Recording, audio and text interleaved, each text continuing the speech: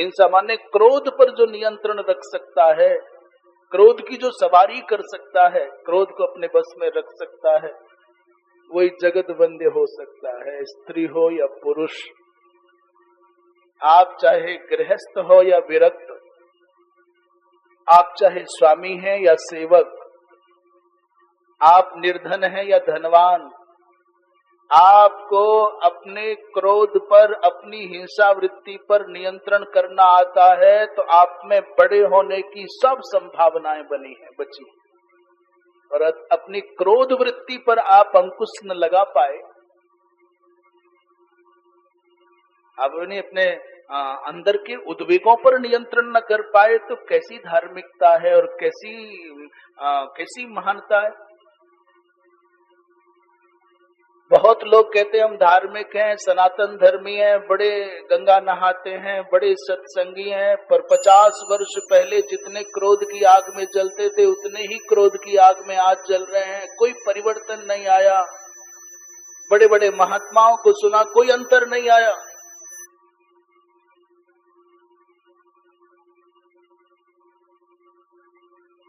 जैसा काम 50 वर्ष पहले था, जैसा क्रोध 50 वर्ष पहले था, जैसा लोभ और मोह 50 वर्ष पहले था, उतना ही आज बना हुआ है। तो फिर गंगा नहाने का, मंत्र जपने का, सत्संग करने का लाभ क्या हुआ? इतने बड़े बड़े दिव्य दिव्य महापुरुषों के मुख से निस्सृत ये पावन धारा में, विविध गंगा में नहाए और मन पर प्रभाव नहीं आया। धर्म की जय हो, अधर्म का नाश हो, बोलते बोलते बुढ़ापा आ गया, बदलाव इतना सा भी ना है।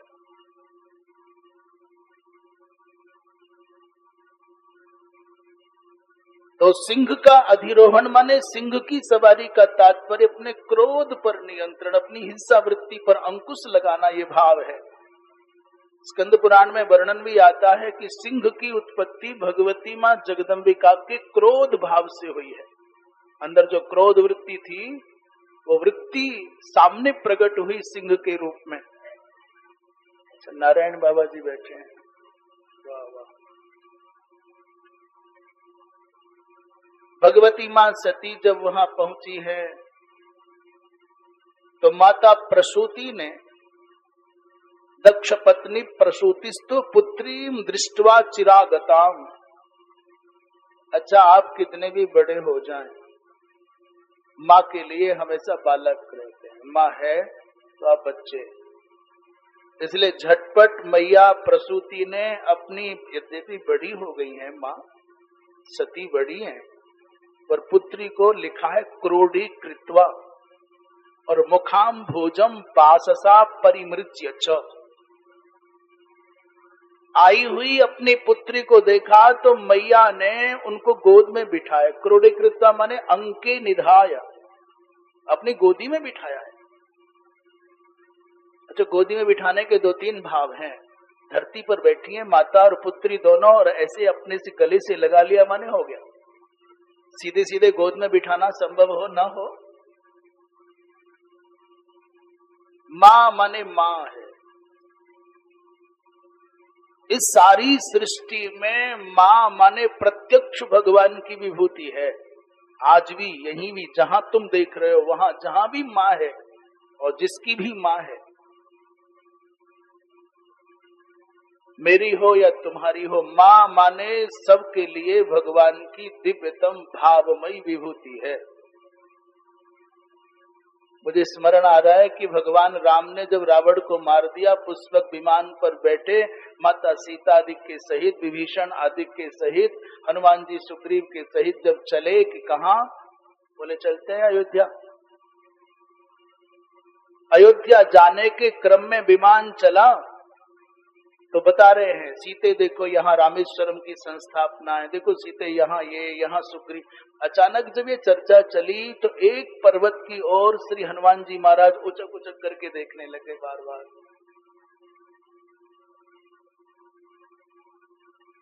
और जैसे उस पर्वत को देखे तो उनके मन में बाल सुलभ चपलता आ गई, बार बार उचक उचक कर। राम जी ने पूछा क्या बात है हनुमान? हनुमान जी ने कहा प्रभु कोई बात नहीं, बस इस पर्वत को देख करके मन में प्रसन्नता होगी। क्या बात है इस पर्वत पर? बोले भगवान मेरी माँ यहाँ है, मेरी माता अंजना इसी पर्वत पर रहती है। भगवान राम ने कहा हनुमान तुम्हारे जैसे पवित्र आत्मा को जन्म देने वाली माँ का दर्शन करने तो मैं भी जाऊंगा। केवल तुम ही नहीं, आज राम भी तुम्हारी माँ का वंदन करके, उनका अभिनंदन करके अपने आप को कृतकृत्य मानेगा। इसलिए चलो विमान को लेकर के पहुंच गए अंजना माँ के पास। और अंजना माँ ने जैसे ही देखा कि किसी विमान से निकल करके बहुत लोग आ रहे हैं, आगे आगे हनुमान पुत्र को देखते ही, यद्यपि शरीर बहुत जर्जर जैसा हो गया था, अत्यंत कृशकाय हो गई हैं,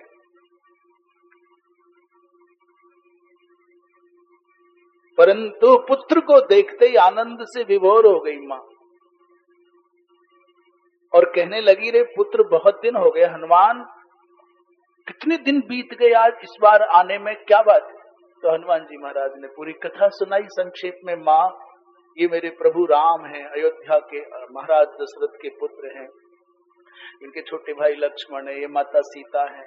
सबको देख लिया सरसरी दृष्टि से, अच्छा अच्छा राम है सीता है। फिर बोले माँ ये 14 वर्ष के लिए ऐसा वन में आना हुआ, एक राक्षसों का राजा रावण था, उसने सीता जी का हरण किया, उस रावण को जीतने में इतना लंबा समय लग गया।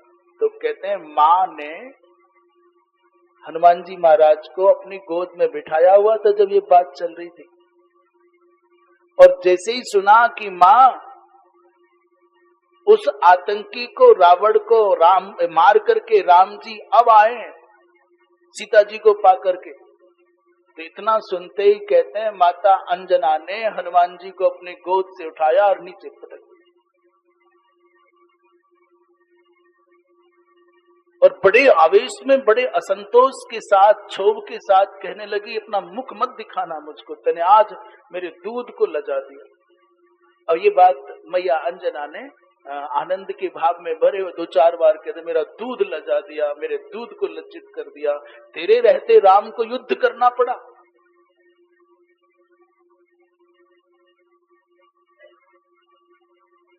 तुझ हनुमान के रहते तेरे स्वामी राम को लड़ना पड़ा, लड़ने की आवश्यकता पड़ी तो क्या लाभ?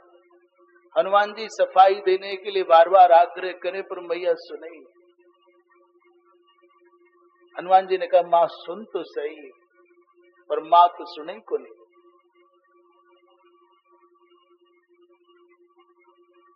उधर लक्ष्मण जी महाराज को लग रहा सूखी सी हड्डियों का ढांचा बनी, ये कितना दूध दूध कर रही है, ऐसा क्या है इसके दूध में? लक्ष्मण जी महाराज के चित्त में जो संशय आया, जो ये जिज्ञासा संदेह और मान लीजिए व्यंग्यात्मक हंसी आई, तो सबके मन की जानने वाली माता सिद्ध माता है अंजना माँ। उन्होंने कहा ओ छोटे कुमार, तू जानना चाहता है मेरे दूध में कितनी शक्ति है? मेरे शुष्क स्तनों में दुग्ध की धारा नहीं है, ये तेरे मन में संदेह है, पर दूध शरीर में नहीं होता, दूध भाव में होता है। शरीर तो जैसा का तैसा ही रहता है वर्षों वर्षों, पर दूध का संबंध देह के साथ नहीं, दूध का संबंध भाव के साथ है।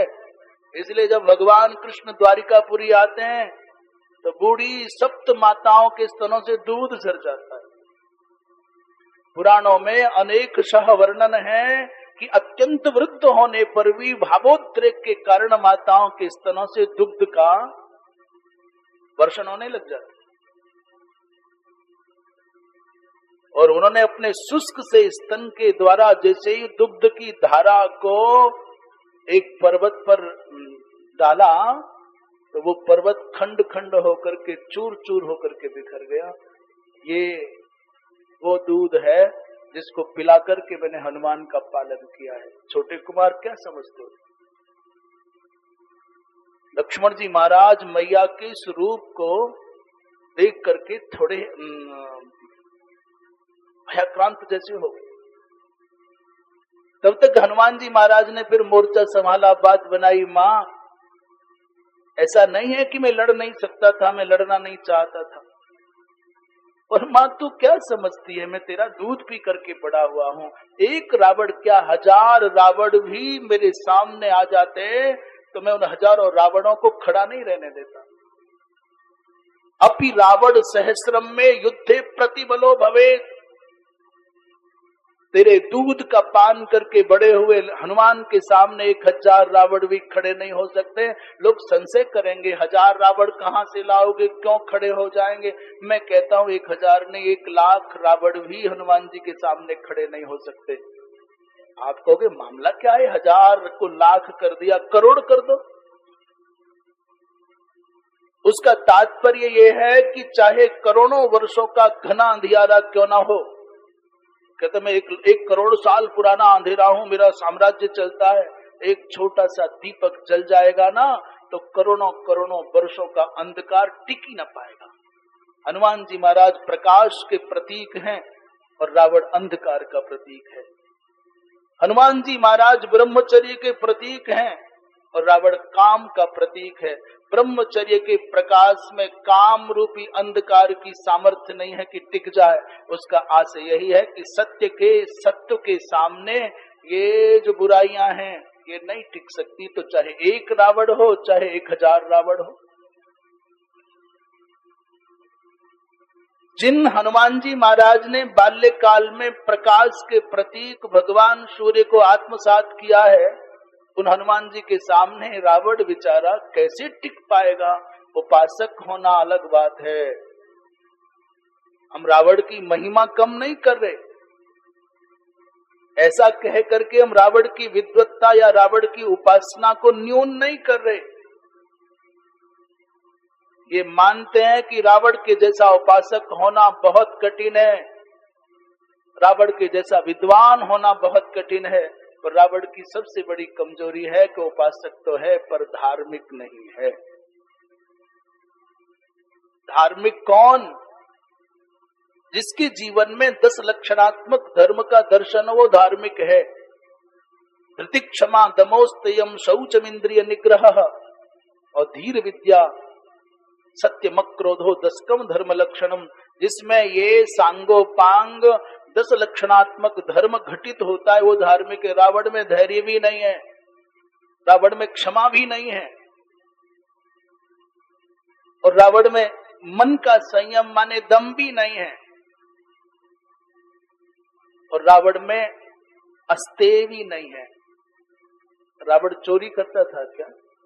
अस्तेय माने चोरी न करना। रावण चोरी करता था, बोले कर लिया ना, सीता जी का ही हरण कर लाया।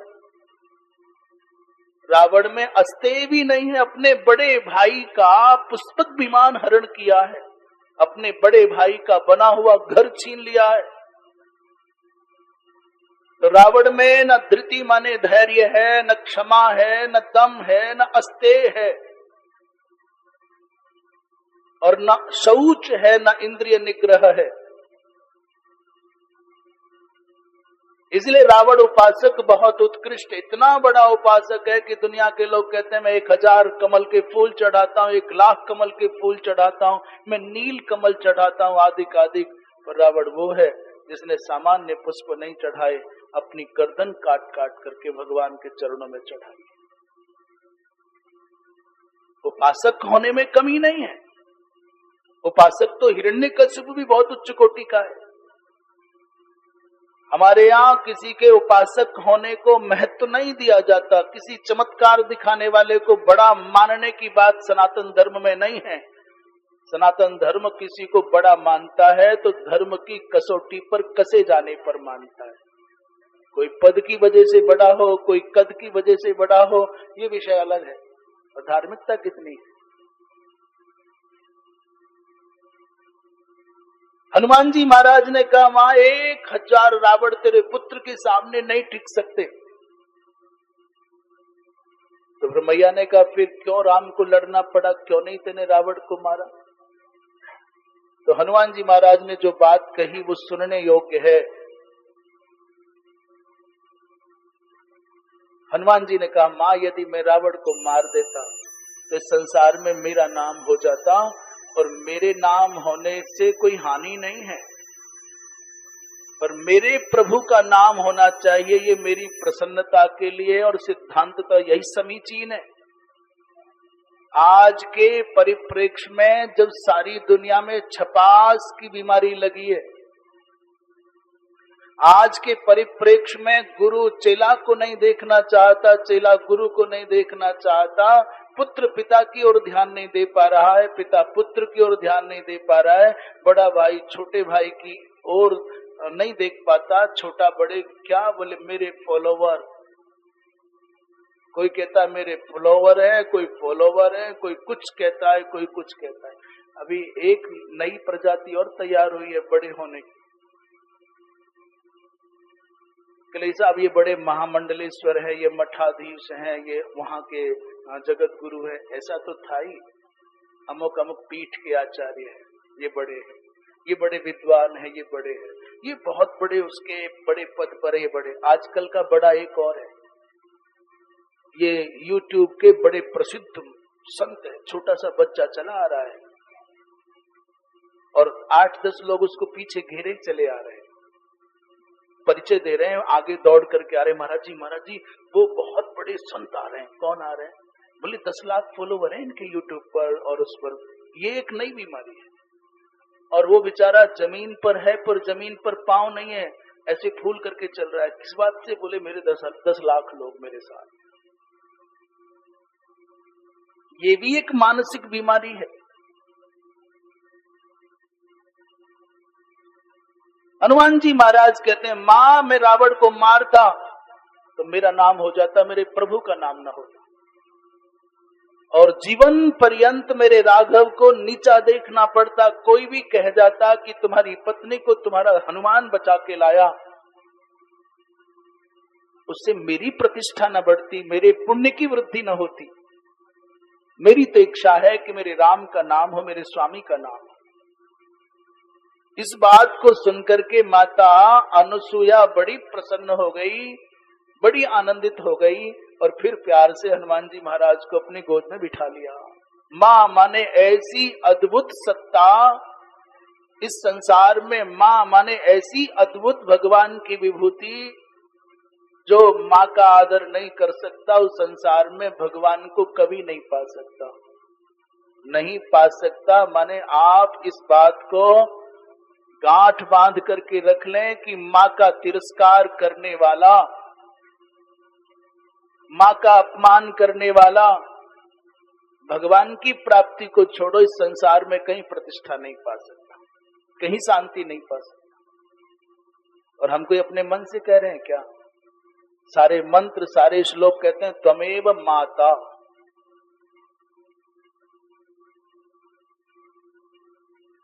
अभी बात चल गई है तो कहनी पड़ेगी, पर उससे पहले जयघोष के साथ आप अपनी जागृति को प्रमाणित करें। ऐसा लगे ना कि लोग हैं और होना ही पर्याप्त नहीं होता है, जग रहे।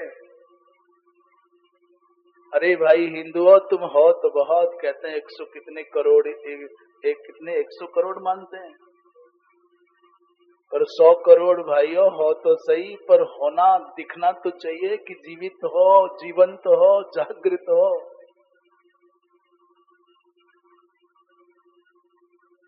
बोली वृंदावन बिहारी लाल की। अच्छा 2 नारायण बैठे हैं तो आपको देख करके स्मृति आ रही है, एक दिन वो भी था, खेमका जी बैठते थे, केशुराम जी बैठते थे, इधर कोने पर चांद गोडिया जी बैठते थे, फिर बड़ी अवस्था तक भूमि पर बैठते थे, बाद में फिर धीरे धीरे कुर्सियों की शरीर की आवश्यकता के अनुसार।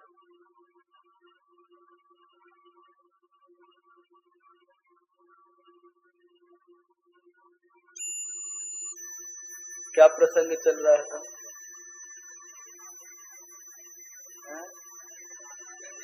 त्वमेव माता च। आपको त्वमेव माता च श्लोक आता ही होगा, सबको आता है ना?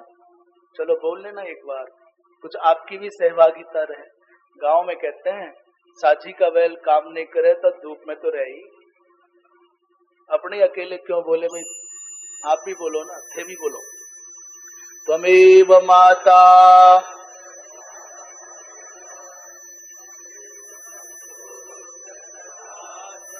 वाह वाह वाह।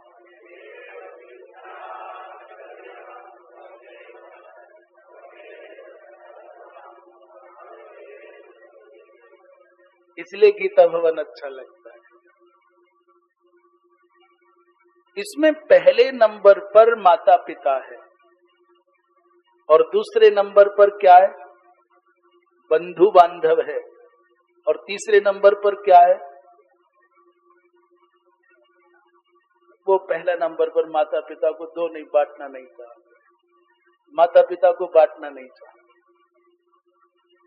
इसलिए पहले नंबर पर माता पिता और दूसरे नंबर पर बंधु और तीसरे नंबर पर मित्र, सखा, फ्रेंड। उन्हें आज की भाषा में कह सकते हैं फॉलोवर और क्या क्या सब्सक्राइबर और क्या नई नई बीमारियां हैं ना, वो ध्यान रखें। उसके बाद क्या है? विद्या। और उसके बाद क्या है?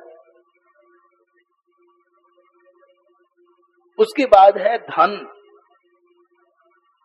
और अपने हिसाब से लोगों ने त्वमेव सर्वम मम देव देव, अंतिम वाले को पकड़ लिया, लक्ष्मी मैया को, धन देवता को, त्वमेव सर्वम मम देव देव।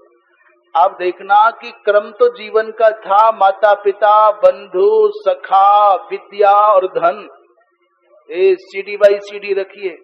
और हमने क्या कर लिया? सबसे पहले हमारे जीवन में प्रायोरिटी, प्राथमिकता में आ गया धन।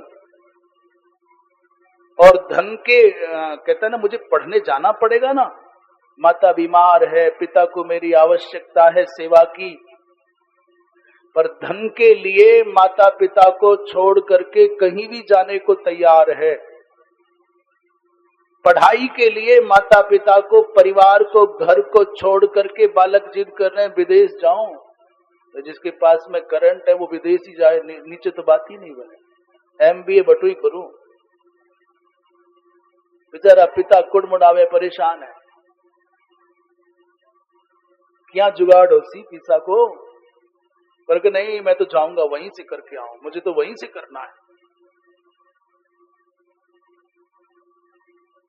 प्राथमिकता में मनुष्य की इतनी महत्वपूर्ण वृत्ति बन गई धन के प्रति कि ना सखा दिखाई देता है और ना बंधु बांधव दिखाई देते हैं और ना माता पिता की पीड़ा दिखाई। प्रथम आ गया, उल्टा कर दिया ना, हम उल्टे हो गए। धन के बाद पढ़ाई, पढ़ाई के बाद मित्र की ओर ध्यान है, मोबाइल पे लगा पड़ा है, घर वाले परेशान है, वो मित्र बढ़ाने में लगा पड़ा है, वो फ्रेंड बढ़ाने में लगा पड़ा है।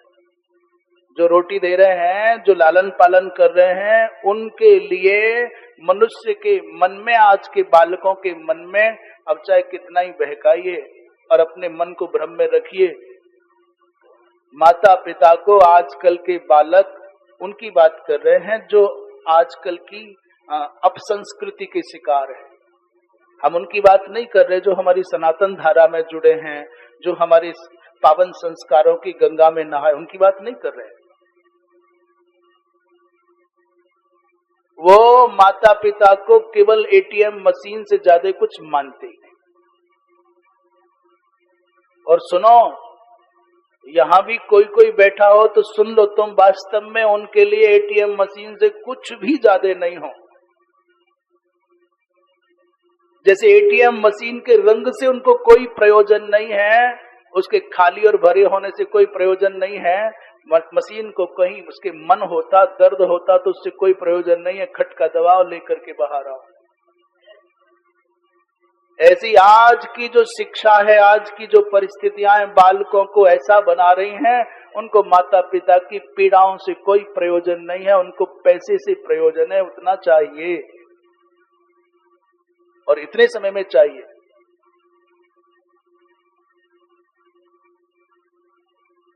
दुख इस बात का है कि आज की जीवन शैली ने धन को इतना महत्व दे दिया कि सब पीछे छूट गया।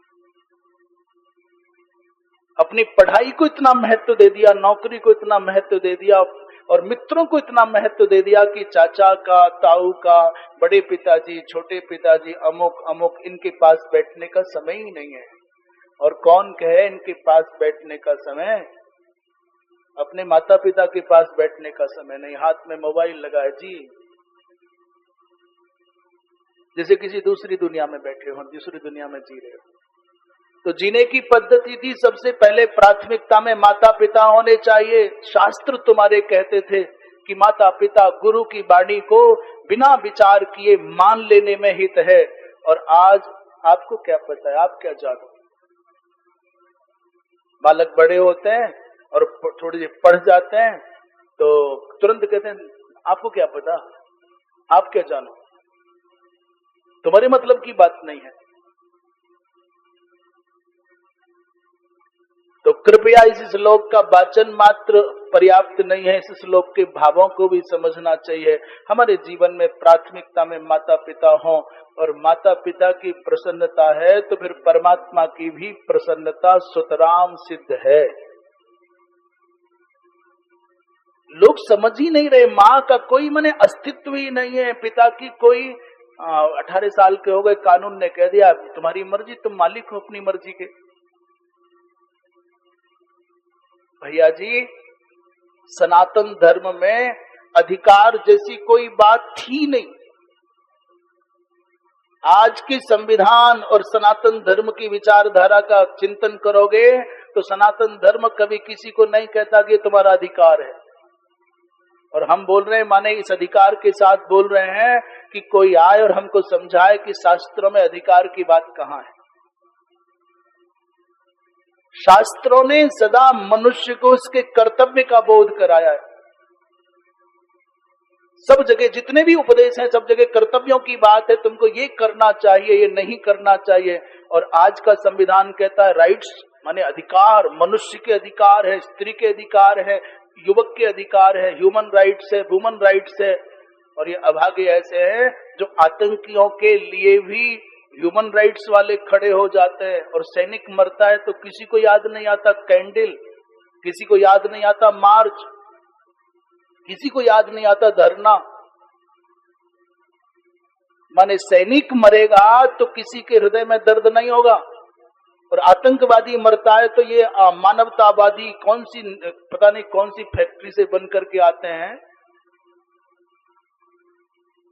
हमारे यहाँ अधिकार की धारणा, ऐसा नहीं कि अधिकार शब्द नहीं है, हमारी मान्यता है जो अपने कर्तव्यों का पालन करता है अधिकार तो उसके चरणों का चुंबन अपने आप करते चले आते हैं, अधिकार उसके गुलाम बन जाते हैं।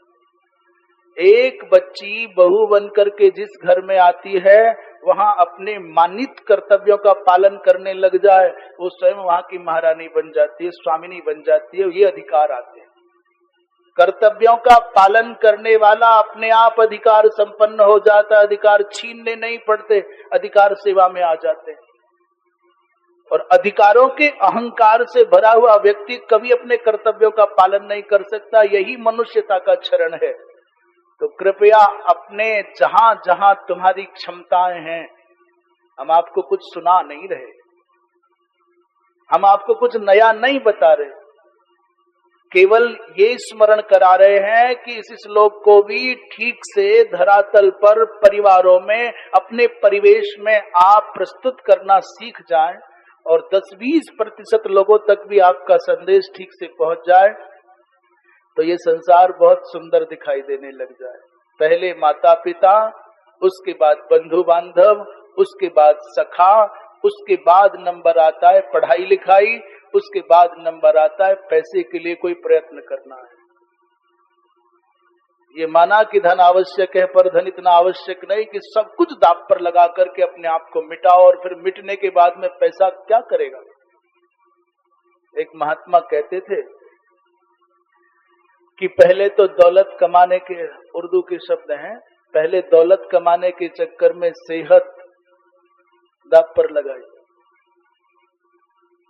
न खाने का समय न सोने का समय, बस उड़े जा रहे हैं, आंधी में उड़े जा रहे हैं, उड़े जा रहे हैं। तो पहले दौलत कमाने के चक्कर में क्या किया, सेहत गंवाई, दौलत और शोहरत भी कह सकते हैं।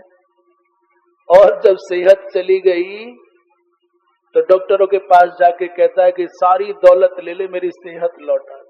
तो कहते हैं अब जाओ, बिना नमक वाला खाओ, घी छू नहीं लेना।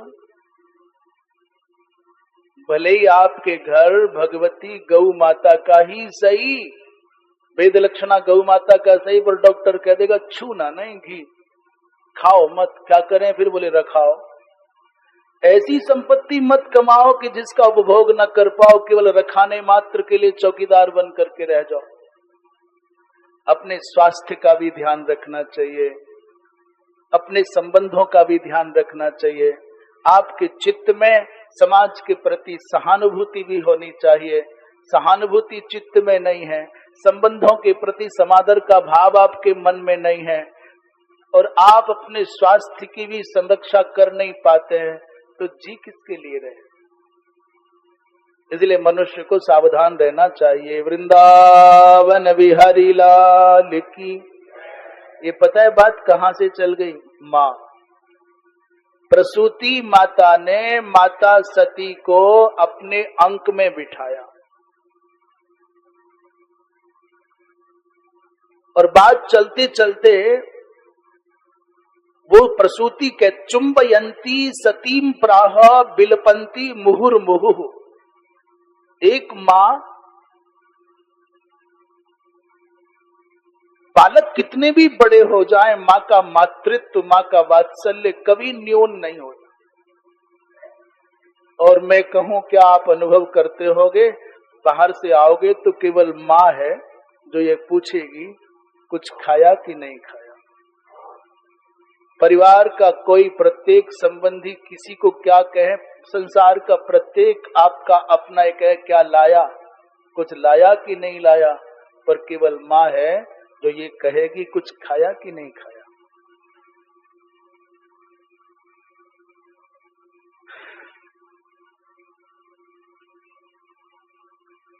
माता प्रसूति ने ये बात भी बताई कि सपना देखा है बेटी मैंने, कल यज्ञ के साथ में यजमान भी नष्ट हो गया, सब नष्ट भ्रष्ट हो गया, ये स्वप्न देखा है। और सपने में जो नष्ट करने वाली शक्ति है बेटी, उसका मुख तेरे मुख से मिलता जुलता है, ये सपना देखा है मैंने। तो माता सती ने सोचा कि इसके तार मेरे मन से जुड़े हुए हैं, इसलिए यहां तक संदेश आ गया है। ये सपने बड़े काम के होते हैं। माता सती तो सर्व समर्था है, वो आई ही इसीलिए है। हनुमान जी महाराज को तो स्वप्न के माध्यम से भगवान ने नया कुछ करने का उपदेश दिया करो। सपने बानर लंका जारी। हनुमान जी सोचने लगे ये कहां से झंझट आ गया जान को, कोई परिचित नहीं, कोई अपना नहीं, लंका कैसे जलाई जाएगी। पर मन में आया कि भगवान जल्दी जल्दी में ये बात कहना भूल गए।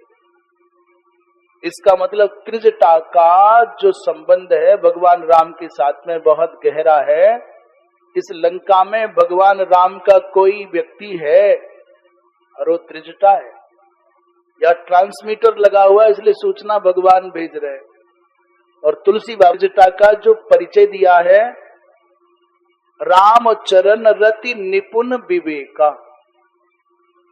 पहले वाला परिचय कोई बहुत महत्व का नहीं है, त्रिजटा नाम राक्षसी एका।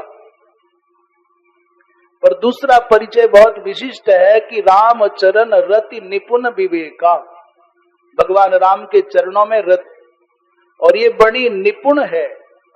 निपुण कैसे हुई? बोले इसके पास विवेक है। विवेक का तात्पर्य सही और गलत को विभाजित करने की क्षमता का नाम है विवेक। सत और असत को विभाजित करके देखने दिखाने की क्षमता का नाम है विवेक। नित्य और अनित्य ये क्या, अर्थात ये जानती है, विवेक माने त्रिजटा जानती है कि रावण त्याज्य है, हे और राम ग्राह्य है। विवेक शब्द का अर्थ सही और गलत का विभाजन कर। तो श्री हनुमान जी महाराज ने अंत में भगवान के ऊपर ही छोड़ दिया कि जिन्होंने संदेश भेजा है वही अग्नि की व्यवस्था कराएंगे, जो होगा वो होगा ही, बढ़ जाओ तुम। दक्षा सतीं कथम अच्छा ये सब चर्चा कल हो गई थी, तो मैं यज्ञ का समन भी हुआ, यज्ञ का विनाश भी हुआ, माता सती ने शरीर का परित्याग भी किया। ये संदेश भगवान शंकर को देवर्षि नारद के माध्यम से मिल गया। देवर्षि नारद गए और अश्रुपूर्णे क्षणम प्राह, आंखों में आंसू भरे हुए हैं, और भगवान शंकर से कहा, महादेव दक्ष ने जब आपका तिरस्कार किया तो उस तिरस्कार को मैया सह न पाई, इसलिए उन्होंने अपने शरीर का परित्याग कर दिया। तो इस संदेश को सुनकर के भगवान शंकर शोक बन्ही से तप्त शिव करते अश्रुपात और ज्ञान नेत्र से प्रगट बपु वीरभद्र कहतात, उन्होंने ज्ञान नेत्र से वीरभद्र को प्रकट किया है। वीरभद्र जी महाराज ने जाकर के उस यज्ञ को नष्ट किया, और सबसे पहले भगवान विष्णु वहां शस्त्र लेकर के खड़े। इस प्रसंग में भी ध्यान से सुनना, या भगवान विष्णु की कनिष्ठता सिद्ध नहीं होती। ऐसा नहीं कि भगवान विष्णु छोटे हो गए और वीरभद्र बड़े हो गए। या प्रसंगतः दक्ष को दो तीन बातें हैं छोटी छोटी, जो व्यवहार की दृष्टि से समझने योग्य है। कभी कभी ऐसी जीवन में परिस्थितियां होती है कि दुर्योधनों की रक्षा करने के लिए भीष्म, द्रोण, कृपाचार्य जैसे खड़े मिलते हैं।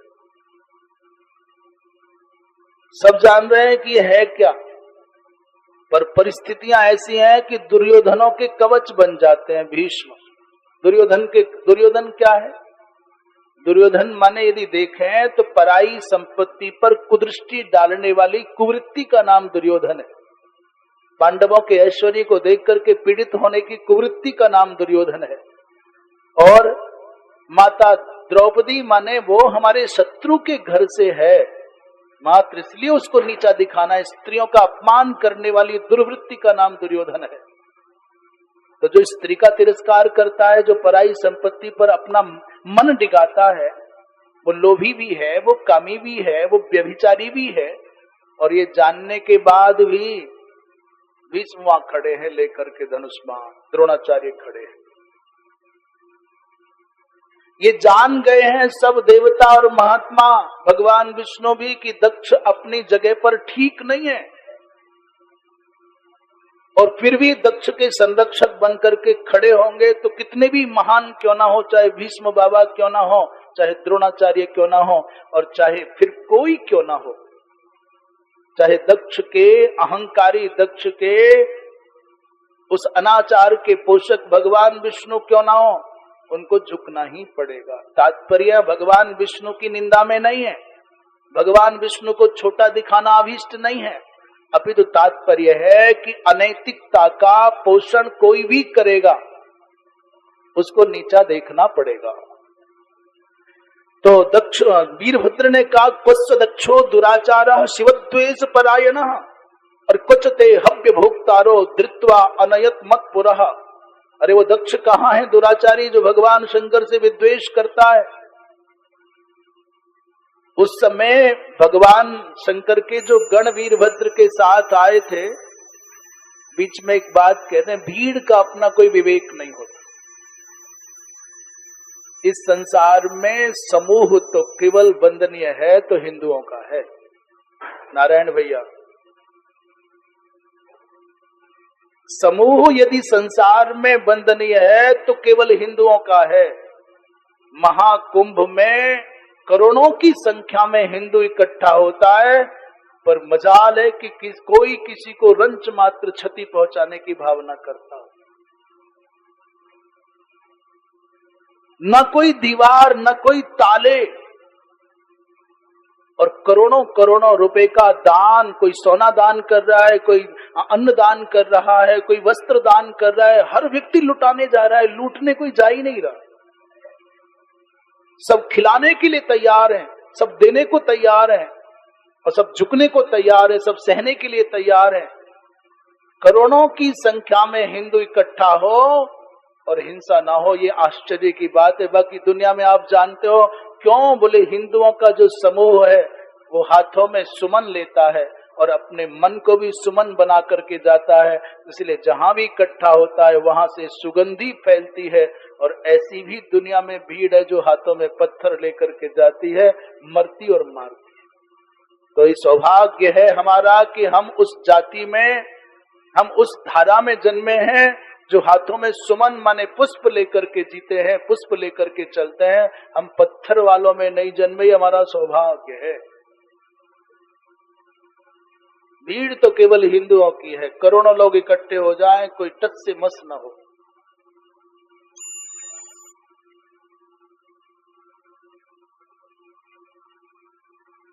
भगवान शंकर के गण गए तो ये ध्यान से सुनना, किसी ने सबसे पहले सूर्य को पकड़ा और सूर्य भगवान के, सूर्य के दांत पकड़ करके पीस दिए पत्थर से। केचित सूर्यम प्रगृहीव दंत पंक्तिम अचूर्णयन। और किसी ने अग्नि को पकड़ा और अग्नि की जीवा बोले बहुत तुमको चटकारा लेती है तुम्हारी जीव। इस दुरात्मा दक्ष के द्वारा दिए गए हव्य पदार्थों को बड़े रस लेकर के खाते, जीव काटती। अग्निर जिह्वाम अच्छिनत।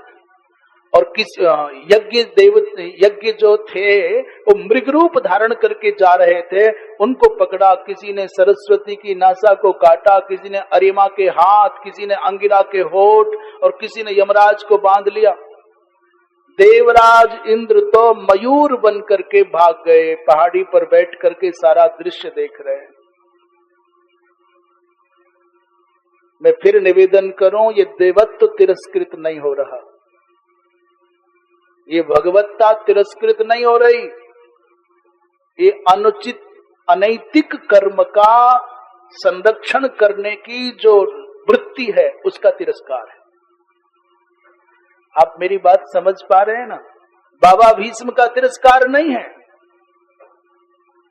ये द्रोणाचार्य का, गुरु द्रोणाचार्य का वध कोई नहीं कर सकता, पितामह भीष्म को कोई नहीं मार सकता। क्यों? ये क्या हुआ? बोले अनैतिकता का पोषण करने की वृत्ति को गिराए बिना अधर्म को पराजित नहीं किया जा सकता। अधर्म का पोषक बने हुए बड़े बड़े महान व्यक्तित्व यदि खड़े रहेंगे तो उन दीवार जैसे व्यक्तित्वों को गिराए बिना, कवच बने इन महापुरुषों को काटे बिना अधर्म को नहीं मारा जा सकता है। भगवत गीता यही शिक्षा देती है कि धर्म की रक्षा करनी है तो अधर्म के पोषकों को गिराना होगा। तो यहाँ देवताओं का तिरस्कार नहीं है। भगवान विष्णु मौनी होकर के सोचने लग गए, जो व्यक्ति जैसा कर्म करता है उसको वैसा फल भोगना ही पड़ता है। तस्मै तादृक् फलम नो चेद विफलम स्यात् श्रुति ऋतम। ये दक्ष मूर्ख है। ऐसा नहीं भगवान विष्णु ने दक्ष को समझाया नहीं था, ब्रह्मा जी ने समझाया नहीं था, ऐसा नहीं था, समझाया। पर दक्ष माने दृढ़मति है। दृढ़मति का अर्थ यहाँ अच्छा नहीं, यहाँ हठी है, जिद्दी है। वो जानता है किसको कैसे प्रसन्न किया जाता है। किसी को पांव पकड़ करके प्रसन्न कर लेता है, किसी को आंख दिखा करके कब्जे में कर लेता है, और किसी को दक्षिणा दे करके मना लेता है। भगवान शंकर के साथ विद्वेष करे तो ये समझता है कि मेरी प्रसन्नता होगी। भगवान विष्णु कह रहे हैं शिव विद्वेषणे नैव विद्विष्टोस्मिन् संशयः। शंकर के साथ जो विद्वेष रखता है, भगवान शंकर की जो निंदा करता है, भगवान विष्णु कहते हैं मेरी भी निंदा है, मुझसे भी विद्वेष है। क्यों? बोले अहम शिवः शिवो विष्णुर भेदो नास्त्यावयोर यतः। मैं ही विष्णु हूं और मैं ही शिव हूं। शिव और विष्णु में दोनों में कोई भिन्नता नहीं है। इसलिए पर अब जो सामने दायित्व है उसका पालन करना होगा। इसलिए वीरभद्र और भगवान शंकर में थोड़ी देर के लिए संघर्ष चला। कहते हैं जब भगवान विष्णु ने वीरभद्र पर गदा का प्रहार किया तो वीरभद्र जी ने पकड़ करके गदा चूर्ण कर दी। अंत में चक्र का प्रहार किया, सुदर्शन चक्र चलाया। बोलिए वृंदावन बिहारी लाल की। भगवान विष्णु ने वीरभद्र को क्षति पहुंचाने के लिए चक्र सुदर्शन का प्रयोग किया। जानते क्या हो गया? चक्र सुदर्शन माला बना और वीरभद्र जी के गले की शोभा बन गया। भगवान विष्णु का अमोघ है सुदर्शन चक्र, दुनिया में सबका समाधान है, पर सुदर्शन चक्र का समाधान नहीं है, निराकरण नहीं है। पर वीरभद्र जी महाराज के गले में बोले तेन कंठ गतम चक्रम मालेव बिबबौ मुने। मुने माने हे नारद, वीरभद्र के गले में वो माला बन गया, पुष्पों की माला बन गया। भगवान विष्णु आश्चर्यचकित हो गए। मैं फिर सावधान करूं और निवेदन भी करूं कि ये मत समझना कि भगवान विष्णु छोटे और वीरभद्र बड़े हो गए। ये समय समय का खेल है। जून के महीने में जो भगवान सूर्य इतना तपते हैं कि दुनिया की सामर्थ्य नहीं कि आंख मिला ले, वही सर्दी के दिनों में तड़प जाते हैं, 24 घंटे में एक बार मुंह दिखा जाए। कोई बलवान नहीं होता, समय हो तो बलवान। जिन अर्जुन ने बड़े बड़े महाभारत के युद्ध में बड़े बड़े योद्धाओं को धरती सुंघाई और एक समय आ गया वही अर्जुन वही बाण, भीलन लूटी गोपिका वही अर्जुन वही बाण। तुलसी नर का क्या बड़ा और समय हो तो बलवान। समय का बड़ा, समय की बलिहारी है महाराज। इसलिए जब समझ जाओ कि समय प्रतिकूल है तो फिर अड़ो मत, आगे बढ़ो। बाढ़ की नदी के सामने आप अड़ना चाहोगे, जलती हुई धधकती आग के सामने आप अड़ना चाहोगे, आंधी के सामने आंख नाक मुंह खोल करके अड़ना चाहोगे तो बात नहीं बनेगी। झुको, चुपचाप साइड लो।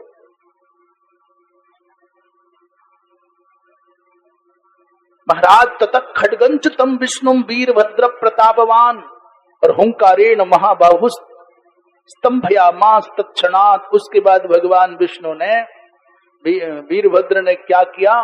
वीरभद्र को मारने के लिए भगवान ने खड्ग ली, परंतु हुंकार मात्र से वीरभद्र ने उस खड्ग को क्या भगवान विष्णु के सहित हाथ को स्तंभित कर दिया।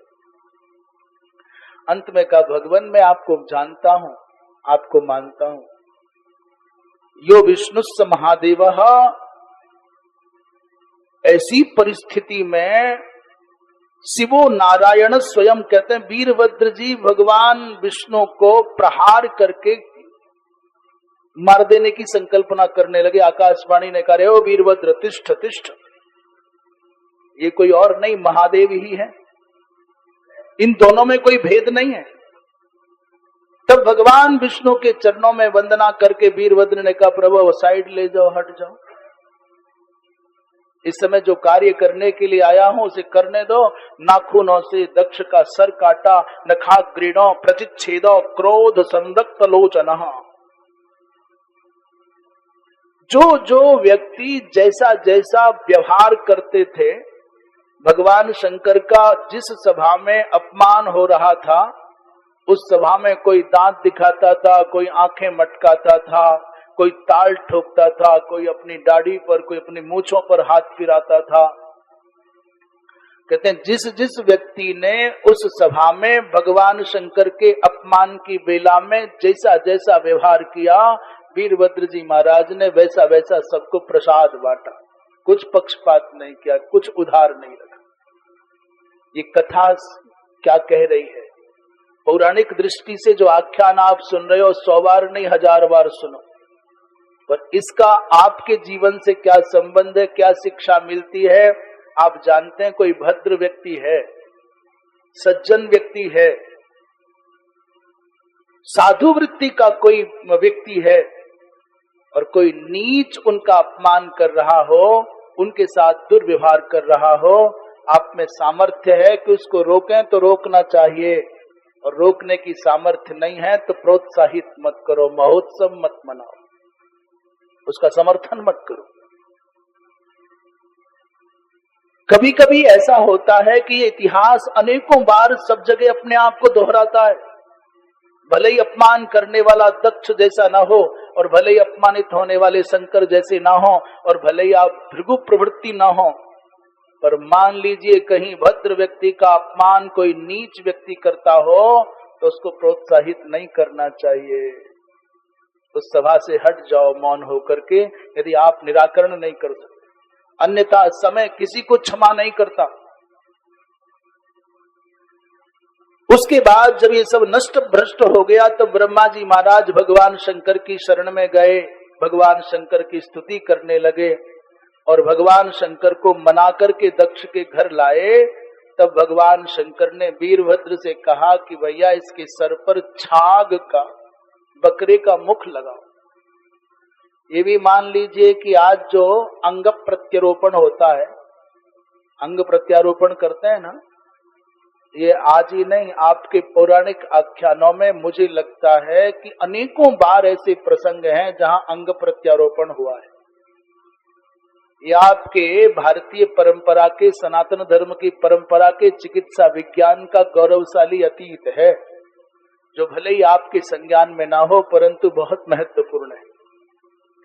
जैसे ही बकरे का सर लगा, छाग मुंडम ददौ मुने, तो बेचारा चरणों में गिर गया है। मुख लगते ही आंखों से अश्रुओं की धारा बह रही है। भगवान शंकर के चरणों में लेटा लेटा वंदन करता है, प्रभो महिमा को पूर्णवान विष्णु नहीं जानते और कमल रोहो योग विद्योग मुख्य ब्रह्मा जी नहीं जानते, तो फिर मेरे जैसा विषयी मानसिकता का व्यक्ति कैसे आपकी महिमा को जान।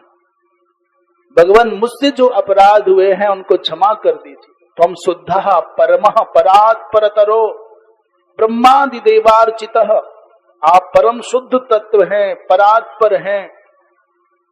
तासुहम शरणागतस्तव पदद्वंदम बिना का गति, मैं आपके चरणों में आपका दासानुदास बन करके आ गया हूँ, आपके अतिरिक्त मेरी कोई गति नहीं है। भगवान शंकर ने अपने हाथ से जैसे ही दक्ष का स्पर्श किया, महाराज कोई पीड़ा न रही, कोई वेदना न रही, अनुग्रहित किया है, यज्ञ संपन्न हुआ। दक्ष का तो काम बन गया पर भोलेनाथ का शोक न गया। कोई भी एक बात और बीच में कह दें, देवताओं के और ऋषियों के चरित्र जब समझ में नहीं आवे और प्रश्न मन में उठने लगे, विपरीत कल्पना करने लगो, अहिल्या का प्रसंग हो, चाहे सती प्रसंग हो, चाहे व्यास जी महाराज के जन्म का प्रसंग हो, तो ऋषियों के और देवताओं के चरित्र को परिणाम की दृष्टि से देखना चाहिए। इसका रिजल्ट क्या है, इसका परिणाम क्या है। और हम आपके सामने बात कह रहे हैं कि एक भी ऐसी लीला, ऐसा चरित्र जो तुम्हारी समझ में नहीं आ रहा है, जो तुमको सही नहीं लग रहा है, जिसको सुनकर के आपके मन में सैकड़ों प्रश्न उठ रहे हैं, आप जब उस प्रसंग को परिणाम की दृष्टि से देखेंगे तो आपको लगेगा नहीं, इसका रिजल्ट बहुत अच्छा है। जैसे बहुत सारे लोग अभागे बिना मतलब के शंकाएं करते हैं, द्रोणाचार्य ने एकलव्य का अंगूठा काट लिया, तो बड़ी विभत्स लग रही है घटना, बड़ी निंदनीय लग रही है, पर अंगूठे काटने का परिणाम क्या है जब इधर ध्यान जाएगा तो आपको लगेगा अंगूठा क्या पूरा सर कट जाए, क्या जाता है, नाम तो मिला। आज 5000 साल के बाद भी एकलव्य जीवित है, एकलव्य की चर्चा है, एकलव्य का चिंतन चलता है, एकलव्य का जयघोष करने वाले सैकड़ों लोग हैं। तो मैं कहता हूं द्रोणाचार्य की कृपा का परिणाम है। लोग कहते हैं ऐसा कैसे हो सकता है, कैसे कृपा हो गई। तो हम पूछते हैं भगवान कृष्ण के 2-4 पुत्रों के नाम बताओ। भगवान है कृष्ण भगवान, भगवान के एक पुत्र का नाम जानते हो प्रद्युम्न, दूसरे पुत्र का नाम जानते हो सांब, और पौत्र का नाम जानते हो अनिरुद्ध, और प्रपौत्र का नाम जानते हो वज्रनाभ। इसके अलावा बताना किसी पुत्र का नाम कोई बतावे। वो बात एक अलग है कि कोई अति दक्ष, कोई महामती बुद्धिमान 2-4 नाम रट लाए। सामान्य व्यक्ति भगवान के पुत्रों के नाम नहीं जानता, पर जंगल में हिरण्यधनु के घर में पलने वाले एकलव्य का नाम हर कोई जानता है। क्यों, तुम्हारा रिश्तेदार लगता है क्या एकलव्य? एकलव्य आज अमर है तो उस पर द्रोणाचार्य जी महाराज की गुरु की कृपा इसलिए अमर है। अंगूठा ना कटा होता तो कौन दुनिया में जानता कहां एकलव्य कौन विस्मृति के गर्त में समा गया होता। इसलिए छोटे से जीवन की घटना का ये परिणाम रहा कि आज क्या, जब तक संसार में कृष्ण का, कर्ण का, अर्जुन का, द्रोण का नाम चलेगा तब दुनिया एकलव्य का नाम लेकर के सम्मानित करेगी, उसको गुरु भक्ति का प्रतीक बना देगी। जितने भी आख्यान आपके मन में संदेह उत्पन्न करते हैं, देवता विषयक, ऋषि विषयक, उन आख्यानों का परिणाम क्या निकला है, इस बात पर विचार करोगे तो आपको लगेगा अच्छा ही तो हुआ। अहिल्या के प्रसंग में आप इंद्र और अहिल्या के प्रसंग से अचंभित होते हैं। मैं कहता हूं अहिल्या को उसके परिणाम स्वरूप शाप मिला, पत्थर बनी, पर उसका परिणाम भगवान राघव के चरणारविंद का दर्शन हुआ। इससे बड़ा जीवन का और मंगल क्या हो सकता है। ये बात इसलिए कहते थे, भगवान शंकर माता सती के शरीर को लेकर के सर पर रख करके आंसू गिराते हुए पूरे भारतवर्ष में परिभ्रमण कर रहे हैं और रोते जा रहे हैं, नाचते जा रहे हैं, क्रंदन भी कर रहे हैं, नर्तन भी कर रहे हैं। ब्रह्मा जी, भगवान विष्णु दोनों समझाते हैं, हे महादेव, धर्मिष्ठम सा महादेवी न जहाति कदाचन। भगवान शंकर से भगवान विष्णु ने कहा, महादेव, धर्मिष्ठ व्यक्ति को भगवती कभी नहीं त्यागती, और अधर्मिष्ठ हो, अधार्मिक हो, भले ही पिता ही क्यों ना हो, दक्ष ही क्यों ना हो, उसको कभी अपना नहीं सकती मां। भगवान किसी व्यक्ति को संबंध के कारण स्वीकार नहीं करते, अपितु उसकी सात्विकता के कारण, उसकी धार्मिकता के कारण उसका वर्ण करते हैं। इसलिए परंतु भगवान शंकर को शांति नहीं मिल रही। सब देवताओं ने मिल करके भगवती जगदम्बा का स्तवन किया। मां, भगवान शंकर को संतोष हो। संस्तुति सुनी त्रिदेव की, प्रकट हुई आकाशवाणी के रूप में भगवती जगदम्बा ने कहा, जगदम्बा जगपालिका देती सुचि विश्वास। आकाशवाणी के माध्यम से भगवती जगदम्बा ने कहा महादेव से, भारिया बनकर आपकी बनु शैलजा आए, प्रतीक्षा करो महादेव, मैं हिमालय की पुत्री बनकर के आऊंगी, आपकी भारिया बनूंगी। धीरज धर विश्वम्भरा, प्रीत विरह बढ़ जाए। ये विरह की अवस्था में प्रीत बढ़ जाती है, इसलिए थोड़ा सा नाटक है, प्रतीक्षा करो। भगवती माँ जगदम्बा ने अपनी छाया जो सती वहां स्थापित की थी, कहा कि इसको सर पर रख करके परिभ्रमण करो, और भगवान विष्णु उसका चक्र के द्वारा कर्तन करें। भारतवर्ष में तत्त स्थानों पर शक्ति पीठ बन जाएंगे, जिनकी संख्या 51 होगी। छाया सती का देह कंधे पर लिए शिव घूमते, और रोते बिलकते गिरते पड़ते, सम्मोह बस तन चूमते। और जैसे परिभ्रमण करते भगवान विष्णु चक्र के द्वारा तत्त अंगों को काटते, और जहां जहां जो अंग गिरता वो सब सिद्ध पीठ बन गए। भगवान की सती विषयक जो मोह लीला है, उससे भी जगत का कल्याण हो गया। क्या कल्याण हुआ? लिखा है, निपेतुहु पृथ्वी पृष्ठे स्थाने स्थाने महामुने महातीर्थानि तान्येव मुक्ति क्षेत्राणि भूतले। जहां जहां भगवती के तत्त अंग गिरे, वहां वहां तीर्थ बन गए, शक्ति पीठ बन गए, सिद्ध पीठ बन गए। जो व्यक्ति उन पीठों पर जाकर के होम पूजा दिकम तु यत, तो वो जो होम करता है, पूजा करता है, दान करता है, ब्राह्मण भोजन कराता है, अनुष्ठान कराता है, कुरुते कोटि गुणितम फलम तस्य महामुने।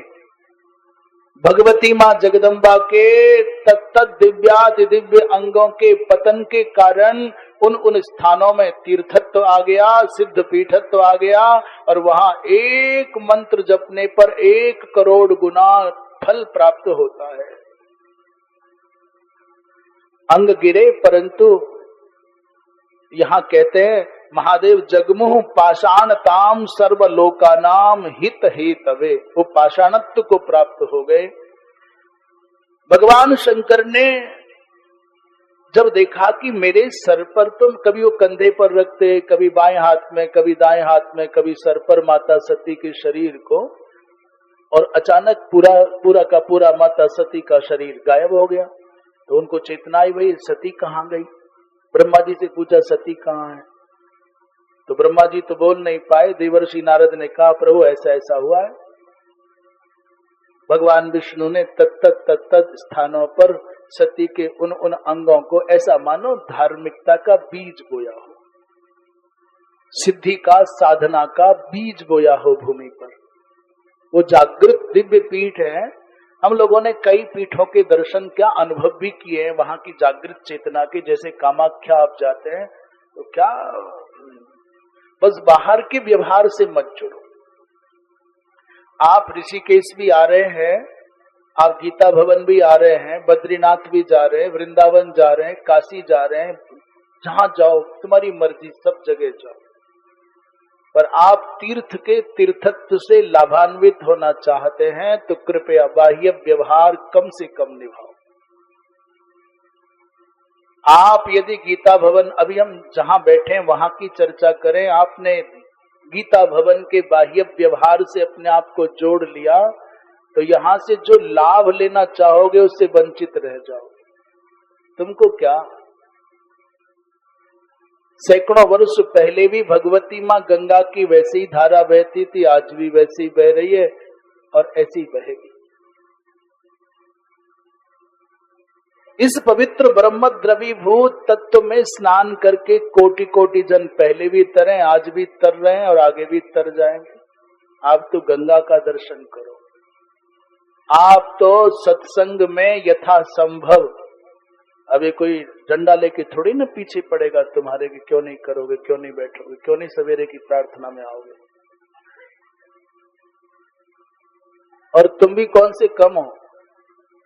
अपने घरों में अपने बच्चों के जगने और सोने पर तो तुम्हारी दृष्टि है, अपने बारे में भी विचार कर लिया करो कभी कभी।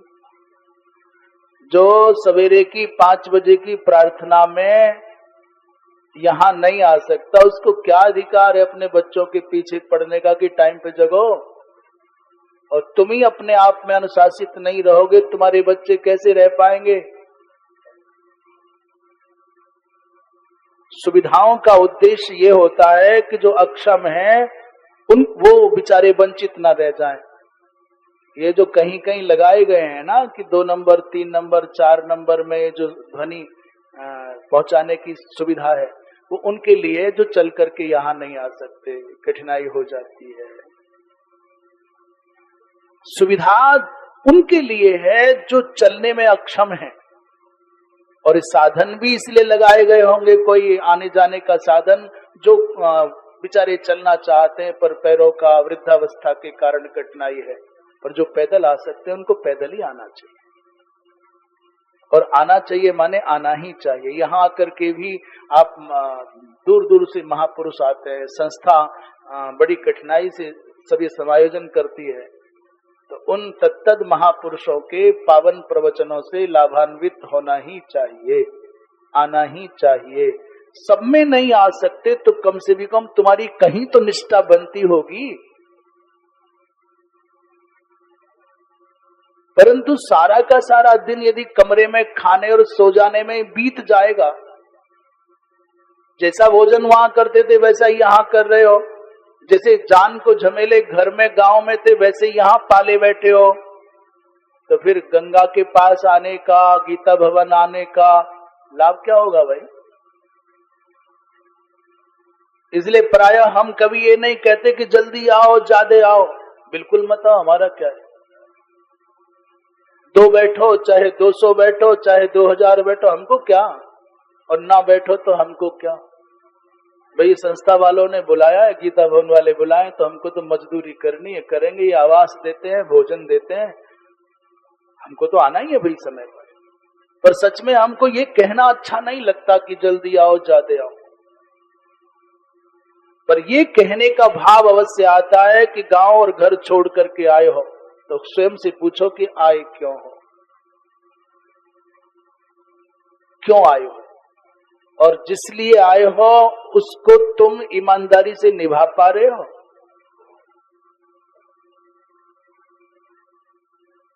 ये समय पूरा जीवन चला गया, ये समय जो किनारे पर बैठे हो इसको भी सार्थक न कर सके तो फिर यहां आने का बोले बटे गर्मी घनी है, रटे ठंडी बह बहुत मौज, बढ़िया ठंडी ठंडी हवा है।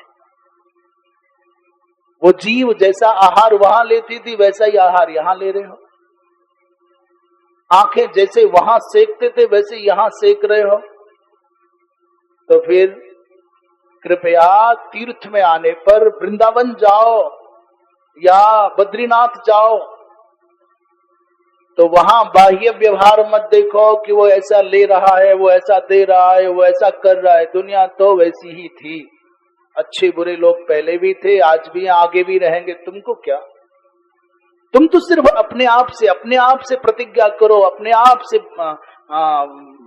बात करो कि तुम क्यों आए हो। ये देखने आए थे क्या? बाजार में गए हो सेब लेने तो चुपचाप सेब खरीदो और चले आओ। वहां प्याज क्यों धरी है, ये क्यों बिक रहा है, ऐसा क्यों, क्या मतलब तुमको? दुकानदार सारे सामान लेके बैठा है, तुम तो अपने प्रयोजन को सिद्ध करो। तीर्थों में जाओ तो जिस उद्देश्य को लेकर के जा रहे हो उसको साधो, थोड़ा मौन रहो। हम बारंबार कहते हैं कि कभी तो ऐसा अवसर आपके जीवन में आए कि 10 मिनट केवल तुम अकेले अपने कक्ष में हो, चाहे पार्क में हो, चाहे बाहर बैठे हो, और चाहे पहाड़ी की गोद में बैठे हो, चाहे गंगा के तट पर बैठे हो। कभी 10 मिनट तो खाली हो जाओ, मोबाइल तुमसे बहुत दूर हो, तुम्हारे स्वजन संबंधी तुमसे खूब दूर हो और तुम बिल्कुल अकेले हो। क्यों आए हो यहाँ और क्यों आए हो संसार में? क्या करने आए हो, क्या करना चाहिए, क्या नहीं करना चाहिए, क्या किया अब तक जीवन में, ये अपने आप से बतियाओ तो सही। मौन बैठो, खाली बैठो तो तीर्थ की इस पवित्र भावना को तुम आत्मसात कर पाओगे, जुड़ पाओगे। आज की प्रवचन की दक्षिणा दे करके जाओ, फ्री में कथा नहीं सुनना। और फ्री में कथा सुनोगे ना कंजूस बन करके तो कथा सुनने का कोई फायदा कोई नहीं होगा। बोलो दक्षिणा दोगे कि नहीं? दक्षिणा देने का विचार है कि नहीं है? नहीं, कोई कंजूस तो सोच रहा है कि रे भाई अटे भी झंझट ही है, ओ महाराज तो अटे भी दक्षिणा की बात करेगा।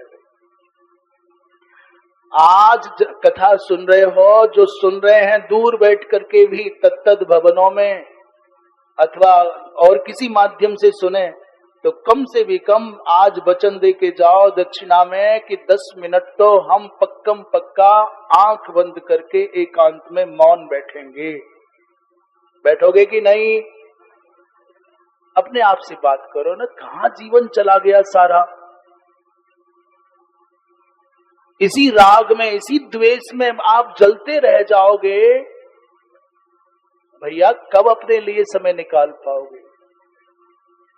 आप भगवती मां गंगा के इस पावन तट पर हैं, ऐसे पवित्र धाम में हैं, बड़े बड़े ऋषियों की तपस्थली है ये पवित्र तीर्थ, तो कृपया अकेले हो जाओ, खाली हो जाओ और कुछ इस पवित्र आनंद के परमाणुओं को अपने अंदर भरो।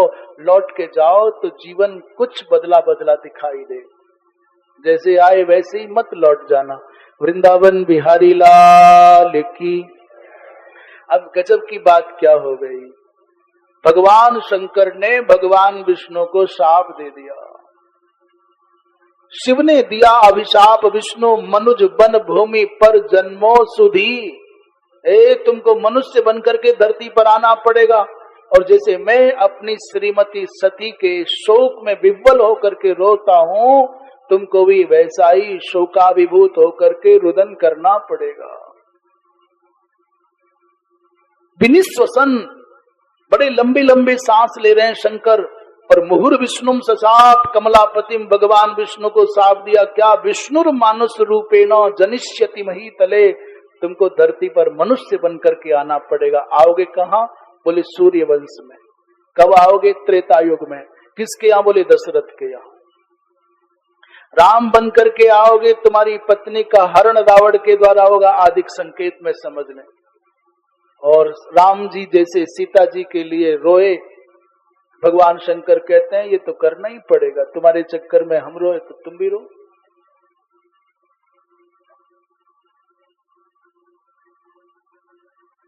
उसके बाद भगवान शंकर को पता चला कि मूल पीठ है कामाख्या, तो भगवान शंकर एकांत में शांत होकर के अंत में कामाख्या में बैठ गए।